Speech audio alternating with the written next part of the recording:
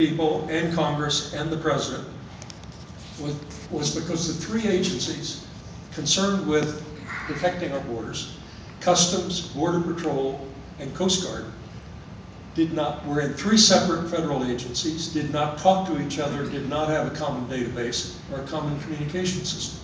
So we said at the very least, bring them together under one cabinet officer, integrate their communication systems, talking to each other, sharing databases, sharing watch lists, and preventing Al-Qaeda and others like it from coming here and doing this.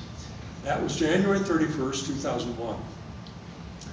Our commission went out of existence in February, but one or two of us, including myself, continued to speak, warning about terrorism, and got very little attention, I must say, in political circles or journalistic circles. So I had run into the woman who had just become the National Security Advisor, Dr. Rice, Condoleezza Rice. And if you promise not to tell anyone, I'll tell you a secret about her. When she was a doctoral student at the University of Denver in 1984, she worked on my campaign. And she doesn't want you to know that. So I ran into her in New York and she said, please come down to Washington and see me. So I was asked to give a speech in Montreal, Canada, ironically, to the International Air Transportation Association.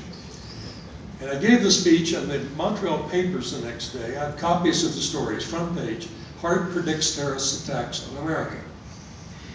I went down to Washington the next morning, went directly to the White House, went to see Dr. Rice, and my message to her was, please get going on Homeland Security. That was September the 6th, 2001. Last week, 11 years ago, last week, a few days ago, 5 days before the attack. Why didn't they listen? That's for them to say. That's for them to say. They were warned. Our government was warned. Did you get any feedback after the event? Did they call you? No. And the department that we had advocated being created was not created for another year and a half. Wow. Yes.